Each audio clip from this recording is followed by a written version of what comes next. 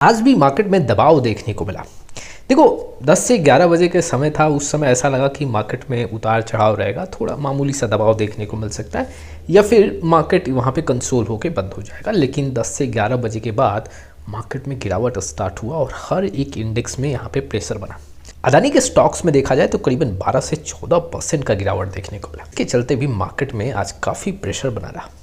आज के वीडियो में हम विश्लेषण क्या रखेंगे, हम देखेंगे कि आखिर में जो इंडेक्स है जैसे कि large cap, mid cap, small cap, यहाँ पे कितना दबाव देखने को मिला है। उसके साथ ही साथ इस गिरावट में कुछ ऐसे म्यूचुअल फंड का लमसम का विंडो ओपन हुआ है, एसआईपी का विंडो ओपन हुआ है। जी हाँ, ऐसे फंड्स में लमसम और एसआईपी को क्लोज कर दिया गया था, तो इस गिरावट में कुछ फेक फंड का यहाँ पे लमसम का विंडो ओपन हुआ है। एसआईपी और एसटीपी के लिए भी यहाँ पे विंडो ओपन हुए हैं, उसके बारे में भी बात करेंगे। चलिए शुरुआत करते हैं। लेकिन आप में से बहुत ऐसे इन्वेस्टर हैं जिनका पोर्टफोलियो रिव्यू और डिज़ाइन को लेकर प्रॉब्लम है, डिस्क्रिप्शन बॉक्स में आए डिटेल चेक करें और व्हाट्सअप नंबर के थ्रू हमारे साथ जुड़ सकते हैं।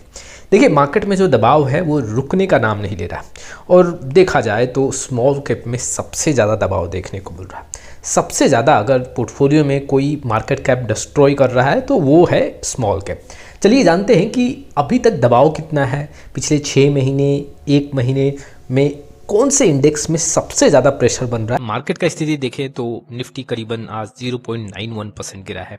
सेंसेक्स में भी करीबन 0.89% का गिरावट देखने को मिला।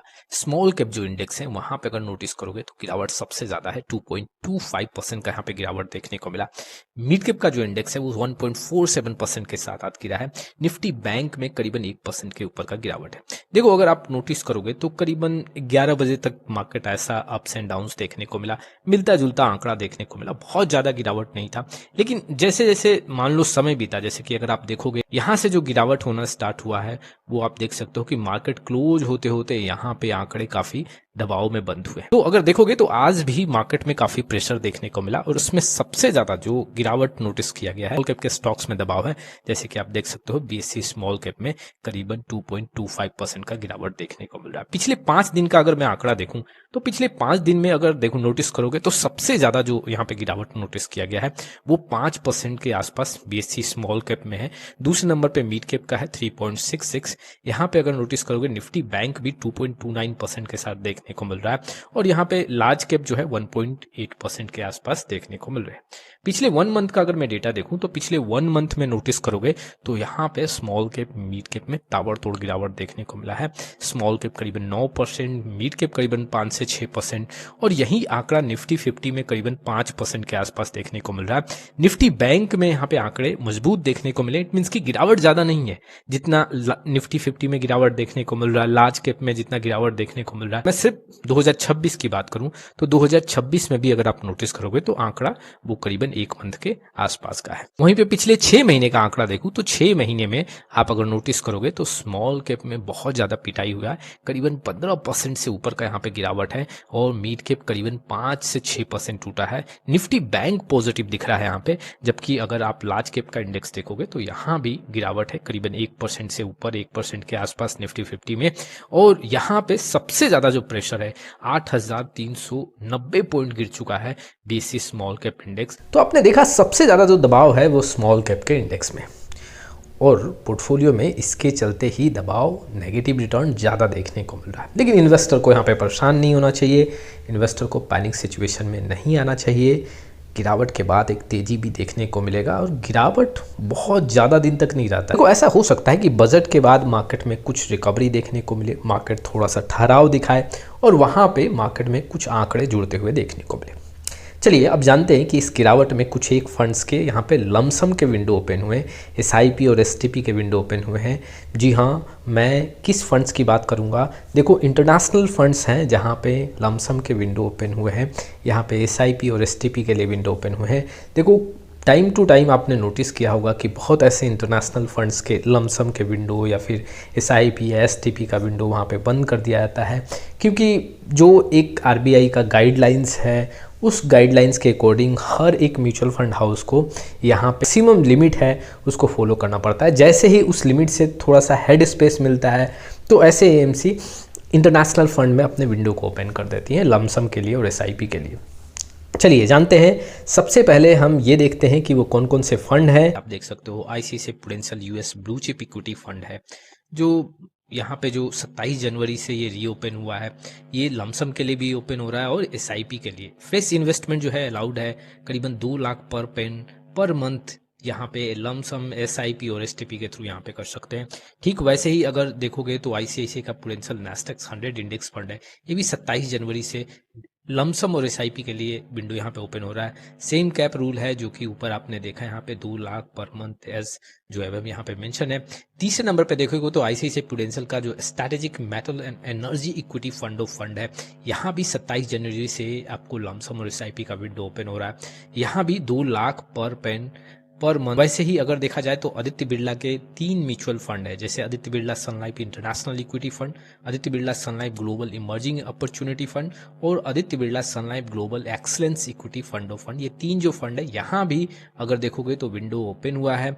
ये 12 जनवरी से है, जैसे कि आप देख सकते हो लमसम और एसआईपी दोनों के लिए ओपन है। आपने ये तो देखा कि यहाँ पे लमसम का विंडो ओपन हो गया, एसआईपी का एसटीपी का विंडो ओपन हो गया, लेकिन देखो एसआईपी के थ्रू तो हम जा सकते हैं, लेकिन कब तक विंडो ओपन रहेगा? आने वाले 3 महीने 4 महीने के बाद फिर यहाँ पे विंडो क्लोज हो जाएगा।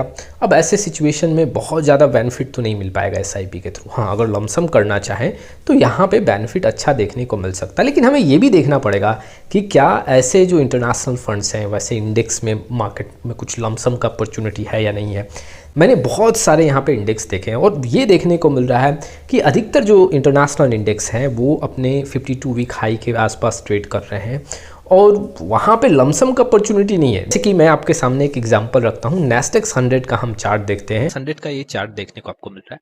अच्छा, अगर आप नोटिस करोगे तो 21/11/2025 को यहाँ पे एक लो बना, करीबन 24,000 का एक लो बनता हुआ देखने को मिला है नैस्डैक 100। वैसे ही ठीक अगर आप देखोगे उसके बाद तेजी देखने को मिला और फिर एक लो यहाँ पे बना, जो कि आप नोटिस कर सकते हो 17/12/2025 को, और यहाँ पे जो लेवल था वो आप ये देख सकते हो 24,657 के करीब में लेवल देखने को मिला। अभी जो स्थिति है वो करीबन 25,518 का लेवल देखने को मिल रहा है। और अगर आप नोटिस करोगे तो नैस्डैक 100 52 वीक हाई पे अभी ट्रेड कर रहा है। आप कह सकते हो कि काफी आसपास आंकड़ा है, और यहाँ पे अगर ये लमसम का विंडो ओपन होता तो एक अच्छा इन्वेस्टर के लिए चांस होता। यहाँ पे जो अगर लमसम का विंडो ओपन होता, चलो यहाँ नहीं, करीबन यहाँ पे भी ओपन होता तो एक अच्छा लमसम का अपॉर्चुनिटी था। अगर इस जगह पे भी यहाँ पे लमसम का विंडो ओपन होता तो इन्वेस्टर के लिए, स्पेशली जो इंडियन इन्वेस्टर हैं, उनके लिए एक अच्छा लमसम का ऑप्शन होता। हालांकि अब यहाँ पे जो नैस्डैक 100 के फंड्स हैं यहाँ पे ओपन हो रहा, हालांकि यहाँ भी आप कुछ लमसम कर सकते हो, लेकिन बहुत बड़ा अपॉर्चुनिटी शॉर्ट ड्यूरेशन में नहीं देखने को मिलेगा।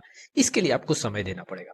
लेकिन अगर इस प्लेस में मान लो कि इस जगह पे अगर लमसम का विंडो ओपन होता, यहाँ पे लमसम का विंडो ओपन होता, तो ऑलरेडी आप यहाँ से कुछ रिटर्न अचीव कर लिए होते और एक अच्छा आपको शॉर्ट ड्यूरेशन में रिटर्न देखने को मिलता। फिलहाल जो है अभी यहाँ पे लमसम का अपॉर्चुनिटी नहीं दिख रहा है।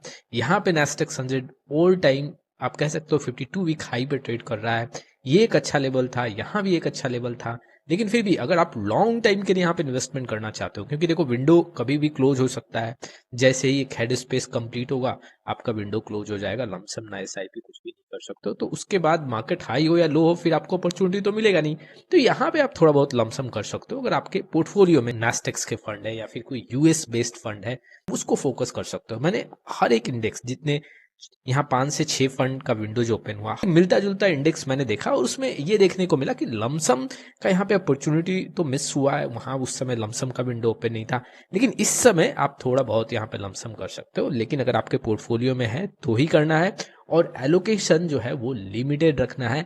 ऐसा नहीं कि 1 लाख 2 लाख 3 लाख 4 लाख रुपए लगा दिए, यहाँ 50% एलोकेशन हो गया, ऐसा नहीं करना है। यहाँ पे लमसम का विंडो तो ओपन हो चुका है, लेकिन कई ऐसे इंडेक्स हैं वहाँ पे लमसम का अभी अपॉर्चुनिटी नहीं दिख रहा है। लेकिन मैं फिर भी इन्वेस्टर को बोलूँगा थोड़ा बहुत लमसम करो, क्योंकि आगे जाके हो सकता है कि विंडो क्लोज हो जाए फिर आपको ऑप्शन देखने को ना मिले।